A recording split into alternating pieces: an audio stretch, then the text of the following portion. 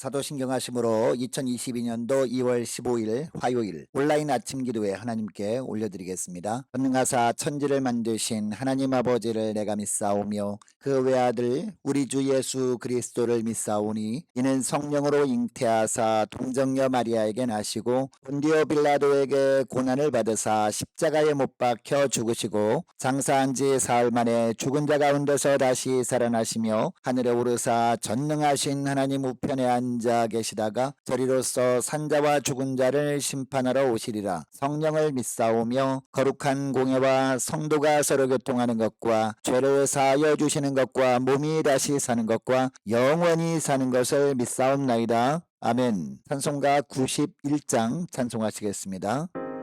슬픈 마음 있는 사람 예수 이름 믿으면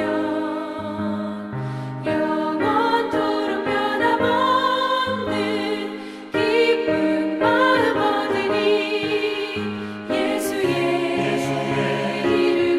이름은 세상의 소망이요 예수의 이름은 천국의 기쁨일세. 거룩하신 주의 이름 너의 방패 삼으라. 환난 시험 당할 때에 주께 기도드려라. 예수의 이름은 세상의 소망이요 예수의 이름은 천국의 기쁨일세. 존귀하신 주의 이름 우리 기쁨 되도다. 주의 품에 안길 때에 기뻐 찬송 부르리. 예수의 이름은 세상의 소망이요 예수의 이름은 천국의 기쁨일세. 우리가 길 나간 후에 보좌 앞에 나아가 왕의 왕께 경배하며 면류관을 드리리. 예수의 이름은 세상의 소망이요 예수의 이름은 천국의 기쁨일세.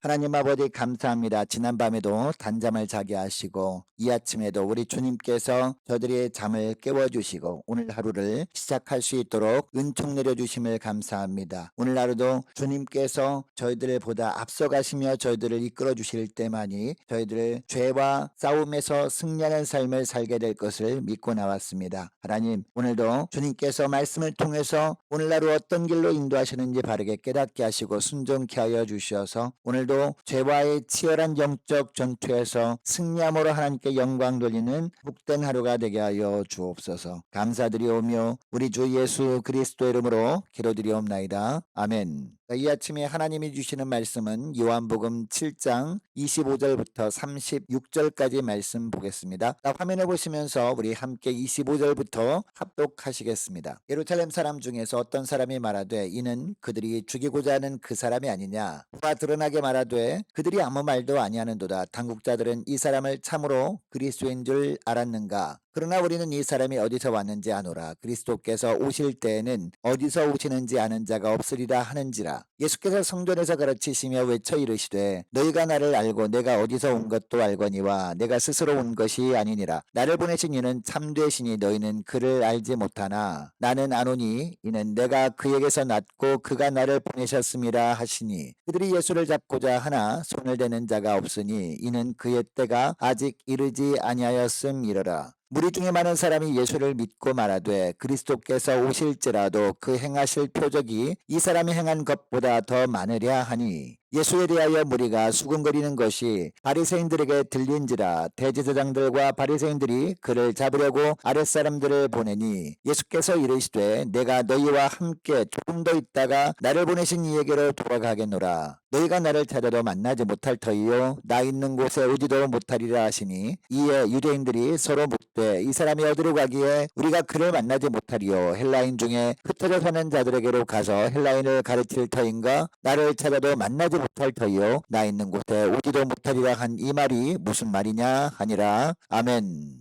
여러분, 믿음에는 참 믿음이 있고 거짓 믿음이 있습니다. 믿음으로 산다고 하는 많은 분들이 사실은 거짓 믿음으로 살아가는 경우가 참 많습니다. 그러면 참 믿음이란 무엇일까요? 예수님에 대해서 그동안 알고 있던 부분들을 예수님 앞에 나올 때마다 내려놓고 늘 예수님을 새롭게 만나는 것입니다. 이것이 참 믿음입니다. 그래서 예수님을 만날 때마다 예수님을 더 깊이 알아가는 것입니다. 자, 오늘 본문에 보니까 예수님은 유대인의 3대 절기 중에 하나인 초막절을 맞아서 예루살렘에 가셨습니다. 그런데 당시 예루살렘에 모여든 사람들은요, 예수님에 대한 다양한 생각을 하고 있었습니다. 일부는 예수님이 그리스도라는 사실을 인정하지 않습니다. 또 일부는 예수님이 행하신 많은 표적을 봐야 예수님을 믿으려고 합니다. 그리고 대제사장들과 바리새인들은요 예수님을 잡으려고까지 하였습니다. 여러분, 당시 유대인들이 예수님을 그리스도로 인정하지 못했던 이유가 무엇인지 아십니까? 그들이 가지고 있었던 메시아에 대하여 그동안 알고 있던 선지식 때문이었습니다.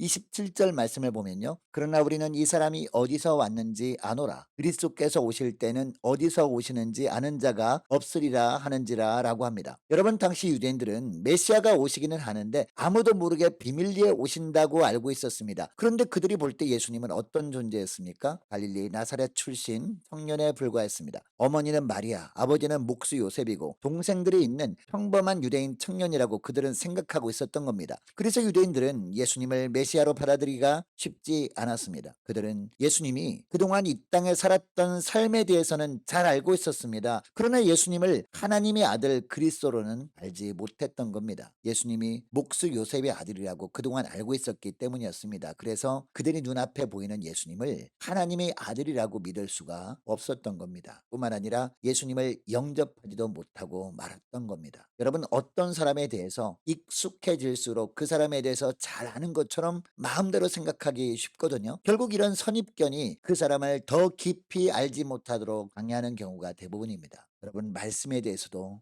마찬가지입니다. 우리가 주님 앞에 나와서 말씀을 대할 때마다 잘 아는 익숙한 본문이라고 생각하는 마음 가지고 말씀을 대하게 되면 그 본문을 통해서 새롭게 말씀하시는 주님의 음성을 절대 들을 수 없게 되는 겁니다. 결국 말씀에 대한 더 깊은 묵상을 하지 못하게 되는 겁니다. 여러분, 이것을 기억하시고 오늘 하루 누구를 만나더라도 그 사람에 대한 익숙함 내려놓고 그동안 내가 잘 알던 사람이고 그 사람이 이런 사람이야 라고 생각하던 그런 선지식을 내려놓고 그 사람을 대함으로 말미암아 그 사람에 대해 더 깊이 알아가는 복된 여러분 될 수 있기를 원합니다. 또한 말씀을 대할 때마다 그 앞에 나와 주님을 대할 때마다 그 말씀에 대한 익숙함 내려놓고 주님에 대한 선지식 내려놓고 더 깊이 그 말씀을 묵상하면서 말씀을 통해서 주님을 더 깊이 알아갈 수 있는 저와 여러분 될 수 있기를 원합니다. 계속해서 28절 말씀부터 보면 예수님이 다시 성전에서 가르치십니다. 예수님이 직접 성전에서 가르치셨을 때 예수님을 믿는 사람들이 생기기 시작합니다. 심지어 31절 말씀을 보니까요, 예수님의 가르침을 받은 사람들 중에 그리스도께서 오실지라도 그 행하실 표적이 이 사람이 행한 것보다 더 많겠느냐 라는 말을 하는 사람도 있었습니다. 물론 이런 말을 하는 사람들도 아직까지 예수님이 그리스도이심에 대한 확신은 없었습니다. 그리고 예수님이 하나님이 보내신 메시아 같다는 고백도 마음속으로만 하는 사람들이었습니다. 그러나 이런 것들이 무가치한 것이 아니었습니다. 그들이 희미하게나마 예수님에 대해서 눈을 떼기 시작했다는 증거였기 때문입니다. 여러분, 생각해 보시기 바랍니다. 예수님이 오병이어의 기적을 보여주신 후에 사람들을 피해서 어디로 가셨습니까? 가버나움으로 가셨습니다. 그 이유가 무엇이었습니까? 사람들이 예수님이 이적에만 관심을 두고 예수님이 또 다른 이적을 보여주실까 해서 예수님을 찾았기 때문입니다. 그리고 여러분, 예수님이 가버나움에 있을 때도 마찬가지였죠. 그때는 초막절이 가까운 때였습니다. 이때 예수님이 형제들이 예수님께 뭐라고 말씀드립니까? 초막절에 사람들이 많이 모이는 예루살렘으로 가서 많은 사람들 앞에서 예수님이 기적을 보여주라는 겁니다. 그러면 사람들이 더 예수님을 인정하고 높여주지 않겠느냐라는 겁니다. 그런데 예수님은 어떻게 말씀하십니까? 초막절에 드러내놓고 예루살렘에 가지 않겠다라고 하십니다. 그래서 초막절에 예루살렘에 가시긴 했지만 조용히 가신 겁니다. 왜 그렇게 하신 걸까요? 예수님이 행하는 기적이 중요한 것이 아니라 이런 기적을 통해 사람들이 예수님이 누구이심을 알고 예수님께 나오는 것이 더 중요한 것이기 때문이었습니다. 그래서 주님은 기적을 베푸시기 전에 항상 말씀을 먼저 전하심으로 말미암아 기적보다 더 중요한 것은 말씀이라는 것을 보여주신 겁니다. 기적을 보고 믿지 말고 예수님이 하시는 말씀을 듣고 예수님이 그리스도이심을 믿고 따르라라는 것입니다. 여러분, 오늘날도 마찬가지입니다. 우리 주님은요, 오늘날도 우리에게 놀라운 기적을 보여주실 수 있는 분이십니다. 주님의 능력은 시공을 초월하는 온전한 능력이기 때문입니다. 그럼에도 불구하고 우리 예수님이 우리에게 기적을 잘 보여주시지 않는 이유가 무엇일까요? 기적을 보고서야 예수님을 신뢰하는 것은 다른 믿음이 아니기 때문이에요. 여러분, 진정한 믿음은 예수님이 가르침과 하신 일을 인격적으로 알게 하는 말씀을 통해 생기는 거예요. 여러분, 이것을 기억하시고 기적을 보여주시면 믿겠다고 하기보다 더욱 말씀을 가까이 하고 그 말씀을 통해 주님을 더 분명하게 알고 주님을 향한 믿음이 더욱 견고해지는 여러분 되시기를 주의 이름으로 축복합니다. 계속해서 33절 34절 말씀을 보니까 예수님은 자신이 어디서 왔고 어디로 가야 할지를 분명하게 말씀하십니다. 자, 33절 34절 말씀을 보시기 바랍니다. 예수께서 이르시되 내가 너희와 함께 조금 더 있다가 나를 보내신 이에게로 돌아가겠노라. 너희가 나를 찾아도 만나지 못할 터이요 나 있는 곳에 오지도 못하리라 하시니라고 합니다. 여러분, 그동안 예수님은 사람들 앞에 높아지라는 유혹에 흔들리지 않으셨습니다. 또 32절 말씀을 보니까요, 대제사장과 바리새인들이 예수님을 잡으려고 합니다. 예수님을 따르는 사람이 점점 많아지니까 예수님을 잡아서 죽여버리려고 한 겁니다. 이런 위협에도 예수님은 결코 흔들리지 않으셨습니다. 그 이유가 무엇입니까? 하나님께서 자신을 보내셨음을 분명하게 인식하고 있었기 때문이었습니다. 또 예수님은 결국 이 땅에서 자신을 보내신 하나님의 일을 하다가 자신을 보내신 하나님께로 가야 한다는 것도 알고 계셨기 때문입니다. 간단하게 말하면 사명감이 분명하였기 때문에 어떤 유혹에도 흔들리지 않았고 위협에도 굴하지 않았다는 겁니다. 이제 주님은 하나님이 보내신 사명을 완수하시고 아버지께로 돌아갈 것입니다. 그리고 부활 승천하시고 성령을 보내셔서 우리와 함께 하실 것입니다. 여러분, 우리가 이 세상에 살면서 유혹에 쉽게 넘어가는 이유가 뭘까요? 그리고 믿음으로 살다가 위협에 쉽게 굴복해버리고 세상과 적당히 섞여 살게 되는 이유가 뭘까요? 우리가 어디서 왔다가 어디로 가는 존재인지 잘 모르기 때문 아닐까요? 그리고 이 땅에서 우리는 누구를 위해 무슨 일을 하며 사는 존재인지 잘 모르기 때문 아닐까요? 여러분, 로마서 11장 36절에 보면 어떤 말씀이 나옵니까? 이는 만물이, 이 구절에서 만물에 우리도 포함됩니다. 만물이 주에게서 나오고 주로 말미암고 주에게로 돌아감이라 그에게 영광의 셋에 있을지어다. 아멘. 여러분, 이 구절에서 만물 중에 저와 여러분 모두가 다 포함된 줄 믿으시기 바랍니다. 그러니까 저와 여러분은요, 모두 하나님께서 이 땅에 보내신 존재들이다라는 겁니다. 그리고 결국 하나님 앞에 돌아가야 할 자들이다라는 겁니다. 또한 이 땅에서 하나님의 영광을 위해 살아야 하는 존재들이라는 겁니다. 이 사실을 확신하고 나아갈 때 이 세상에 어떠한 유혹에도 흔들리지 않도록 성령께서 들어주십니다. 어떤 위협에도 굴복하지 않도록 성령께서 강하게 붙들어 주실 겁니다. 여러분, 이것을 기억하시고 여러분이 어디서 왔고 어디로 가는 존재인지를 말씀을 통해서 분명하게 알고 생명의 근원 되시는 하나님의 영광 위에 모든 일을 행하며 사시는 저와 여러분 오늘 하루가 될 수 있기를 주의 이름으로 축복합니다. 오늘 말씀을 기억하며 함께 기도하기를 원하는 것은 이렇게 기도했으면 좋겠습니다. 하나님, 말씀에 대한 익숙함 내려놓고 말씀 앞에 나올 때마다 말씀을 대할 때마다